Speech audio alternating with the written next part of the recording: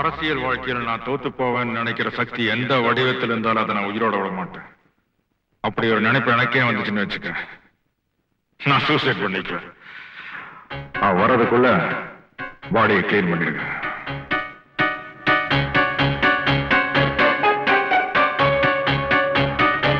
இவன் ஆயலையே இவனுக்கு கணிக்க தெரியல, இவன் அடுத்தவங்க ஆயலை கணிக்க வந்துட்டான். சர்வம் கிருஷ்ணார்ப்பணம்னு சொல்லி எள்ளம் தண்ணி இறைச்சு புரைச்சிடுங்க.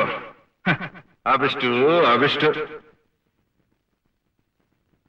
என்ன குறைஞ்சிருக்கு? நான் கொடுக்கும்போது இவ்வளவு இருந்தது.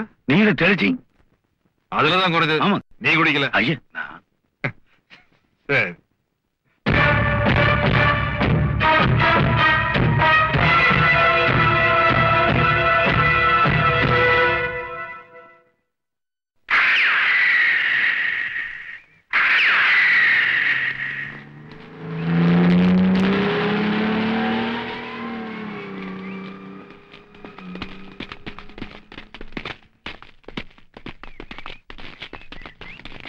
யாருமா நீங்க? உங்களுக்கு என்ன வேணும்?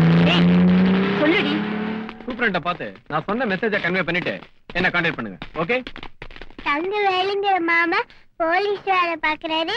எங்க அக்காவை கல்யாணம் பண்ணிக்கிறேன்னு சொல்லிட்டு ஏமாத்திட்டு வடியாந்துட்டாரு. இப்ப நாங்க அவர் பாக்கணும். எங்க அந்த ஆளு?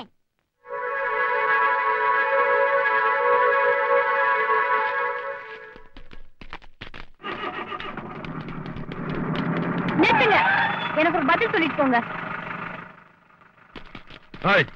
உன் மனசுல நீ என்ன நினைச்சுக்கிட்டு இருக்க?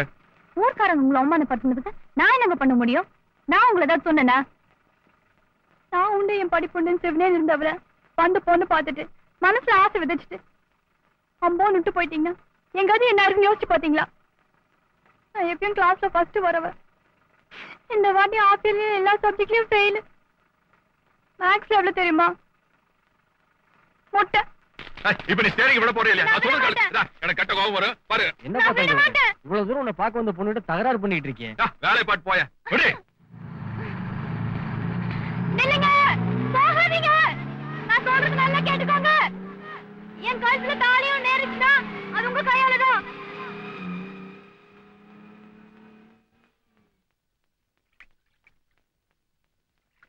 குளத்துல குளிச்சாலே மனசுக்கு ஒரு சந்தோஷமா தான் இருக்குதுப்பா. இதுக்கு ஆமான்னு சொல்லணும்டா. தொட்டதுக்கெல்லாம் வாழ்க வாழ்கன்ட்டு. மணியா, யாராச்சும் வந்து அப்படியே முதுகு தேய்ச்சி விடுங்க பாக்கலாம். எங்க வரீங்க? போங்கடா. ஏங்கண்ணா முதுகுங்களா? மணியா, ஒரு பாட்டு கேட்டு பாடிட்டு தாய. குற்றம் புரிந்தவன் வாழ்க்கையில் நிம்மதி கொள்வதென்பதே. வேற பாட்டா கிடைக்கலையா உனக்கு? ரத்த கண்ணீருக்கு அப்புறம் நான் படமே பாக்கலீங்கண்ணா. அதுவும் இல்லாம இவனுக்கு தொட்டதுக்கெல்லாம் ஜெய போட்டிருக்கானுங்க. நானும் அப்படித்தானுங்க. ஆனா மகாமகத்துக்கு மகாமகம் தானுங்க நான் மனசாட்சியோட பேசுவேன். நீங்க குளத்துல குளிச்சீங்களா? எனக்கு கும்பகோணம் மகாமகன் ஞாபகம் வந்துருச்சுங்க. ஏன்? நான் இன்னும் 2 மாசத்துல ஆட்சி கிடைச்சிட்டு எலெக்ஷன் வைப்பாங்க போல இருக்குதுங்க. கட்சிக்குள்ள உங்களுக்கு சீட்டு கிடைக்கவே கிடைக்காதுன்னு பேசிக்கிறாங்க. அப்படியே கிடைச்சாலும் ஜனங்க உங்களுக்கு ஓட்டு போட மாட்டாங்க. நான் ஒண்ணுமே பண்ணலையாடா? அதானுங்க, ஏதாவது பண்ணா தானே போடுவாங்க. நீங்க தான் ஒண்ணுமே பண்றது இல்லையே. மணியா, மனசாட்சியை பார்த்து சீட்டு கொடுத்ததுல உன்னோட பீரியட் இல்ல. இப்ப டெண்டர் சிஸ்டம். எவன் நிறைய காசு கொடுக்குறானோ அவனுக்கு சீட்டு கொடுத்துருவாங்க. சீட்டு சரிங்கண்ணா, ஓட்டு அது ஜனங்கள போடணும். அந்த காலத்துல நம்ம கட்சிக்காரங்க மட்டும்தான் கல் ஓட்டு போட்டு இருந்தோம்.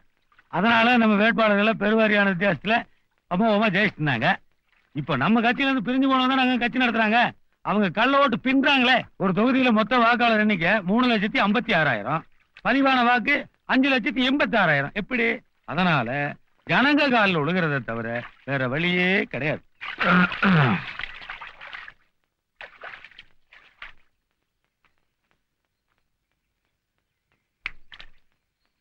குறை 30 வருஷமா கட்சியில் இருக்கிறவன் நானு. முந்தானத்து வந்து கட்சியில சேர்ந்து கட்சிக்கு போற கையை வச்சா என்னடா அர்த்தம்? வேறப்பா சண்டை போட்டுக்கிறீங்க. அதுக்காக அவன் உரிமை எப்படி விட்டு கொடுக்க முடியும்? இவனை எல்லாம் கட்சியில வைக்க வேண்டிய இடத்துல வைக்கணுங்க. அதுக்குல்லப்பா இப்ப என்னமோ பேசிட்டு இருந்தமா. அது என்னது? என்னடா சண்டை போட்டது மறந்து போச்சுங்க. தகராறுல விட்டு அடிச்சுட்டுங்க. ஓஹோ, சண்டை போட்டா அப்ப பழசெல்லாம் மறந்து போயிருமா? அப்ப ஜனங்களுக்குள்ள நாமளே சண்டையை மூட்டி விட்டோம்னா நாம செஞ்ச தப்பையெல்லாம் ஜனங்க மறந்துடுவானுங்க, நம்மளுக்கு ஓட்டு போட்டுருவானுங்க. ஐயா, அது ஏனப்ப எந்திரிங்க. கசக்கி போடுறது ஒரு ஆளுக்கு அன்று வரல. அரசியல் தத்துவத்தையே சொல்லிட்டீங்கண்ணா. வாங்க வாங்க வாங்க.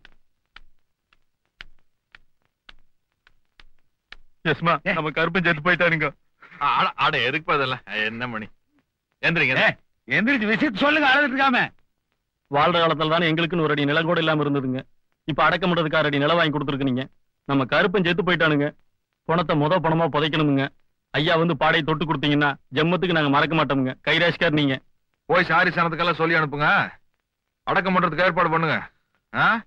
எடுக்கிறதுக்குள்ள நான் வந்து சேர்ந்துடுறேன். செலவுக்கு வச்சுக்கங்க. போதும்.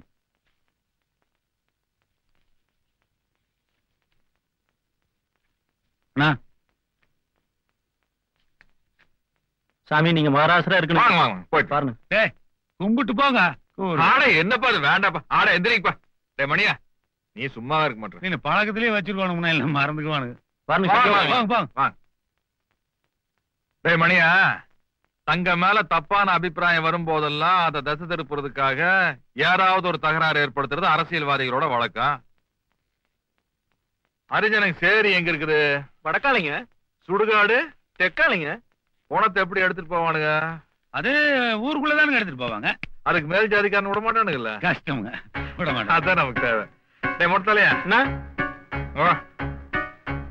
நீ என்ன பண்ற? நம்ம ஆள ஒரு 10 பேரை செட்டப் பண்ணிட்டு இந்த டீ கடை, பொட்டி கடை, கோயில் திண்ணை இங்கெல்லாம் போய் உட்காந்துக்க. கருப்பன்னு ஒரு ஹரிஜன செத்து போயிட்டானாமா, அவன் பணத்தை இந்த வழியாத்தான் எடுத்துட்டு போக போறான் அவன் சொல்லு. இந்த மாதிரி சொன்னோம். இந்த மாதிரி கோயில்ல சாமி சாட்டிருக்க நேரத்துல ஒரு தாழ்த்தப்பட்டவனுடைய பிணத்தை எடுத்து ஊருக்குள்ள போனா சரியா வருமானு கேட்டோம். அதுக்கு அந்த ஹரிஜனங்க சொல்றாங்க, ஏன் எடுத்துட்டு போனா அந்த மேல் ஜாதி நாயை கிழிச்சிருவாங்களா அப்படின்னு கேக்குறாங்க. நீ சொல்லணும். ஆமா, அத நான் சொன்னதா சொல்லக்கூடாது, அவனுக்கு சொன்னதா சொல்லணும். மேல் ஜாதிக்கார நாய்க, அந்த நாய்கங்கிற நல்லா அழுத்தி சொல்லணும். சரி. இவன் போய் இப்படி சொல்றான்னா சாதி கலவரம் உண்டாயிருமா? மணியா, சாதியாவும் மதமாவும் நம்ம சனங்க பிரிஞ்சு கிடக்குற வரைக்கும் நம்மள மாதிரி அரசியல்வாதியை குதிரை ஏறிட்டே இருக்க வேண்டியது. அப்ப நம்ம மாதிரி ஆளுக்கு சந்தோஷமா இருக்கிறது இந்த சாதியிலே கண்டுபிடிச்சிருப்பான்னு நினைக்கிறேன். சரி, அன்னைக்கு அமெரிக்காவை கொலம்பஸ் கண்டுபிடிச்சான்னு சொன்னேன். இந்த சாதி கருமாந்திரத்தை யாரு கண்டுபிடிச்சுவேன்? மந்திர மோதிரம் கண்டுபிடிச்சானுங்க, மந்திரிமார்கள் அதை கட்டியா பிடிச்சிட்டானுங்க. ஓ, அப்ப இந்த ஜாதி கருமாந்திரத்தை ஒழிச்சிட்டோம்னா ஜனங்க நிம்மதியா இருப்பாங்க போல இருக்கா? ஜனங்க நிம்மதியா இருப்பானுங்க. நாம தான் சோத்துக்கு டிங்கி அடிக்கணும். உனக்கு வேற ஏதாவது தொழில் தெரியுமா? தெரியாது, அரசியல் தான் தெரியும். போய் பத்த வைப்ப.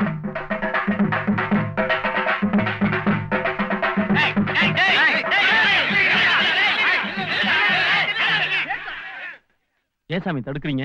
இந்த வாரம் கோயில்ல விசேஷம் நடக்குது. அதனால இந்த பக்கமா பணத்தை எடுத்துட்டு போறதுக்கு விட மாட்டோம். வேற எந்த பக்கம் எடுத்துட்டு போங்க. இந்த ஒரு தடவை விட்டுருங்க. அடுத்த சாவு விழுந்ததுன்னா பணத்தை எப்படி கொண்டு போகணுங்கிறத பேசி தீர்த்துக்கலாம். என்னையா எங்களுக்கு மட்டும் அக்கறை, உங்களுக்கு எல்லாம் கிடையாதா? சொல்லுங்க. டேய், குடியானவங்கிட்ட சண்டை போட்டுக்கிட்டு நாளைக்கு கூலி நாளைன்னு யார்ட்டிடா போறது? பேசாம பணத்தை திருப்பி எடுத்துட்டு போங்கடா. யோ, என்னையா இருக்கிறவனுக்கு ஒரு நாயா இல்லாதவனுக்கு ஒரு நாயும் பேசிட்டு இருக்கீங்க? பணத்தை எப்படியா திருப்பி எடுத்துட்டு போறது? திருப்பி எடுத்துட்டு போறா இல்லடா நீ? இல்லையா மிரட்டுறீங்களா? யாரு அனாவசியமா பேசுறீங்கப்பா? நான் பேசிக்கிறேன், அமைதியா இருங்க. டேய், 100 நாள் ஆனாலும் சரி போனா இதே இடத்துலதான் நாரிட்டு கிடக்கும். வக்காலி உங்களால ஆனா பாத்துக்கடா, இறக்கி வைக்கல.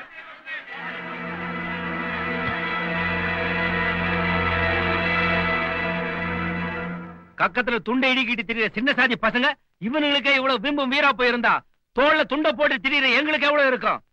டேய், இவனுக்கு 2ல 1 பாத்துரும்டா. நம்மளால அப்படியே உட்காருங்க.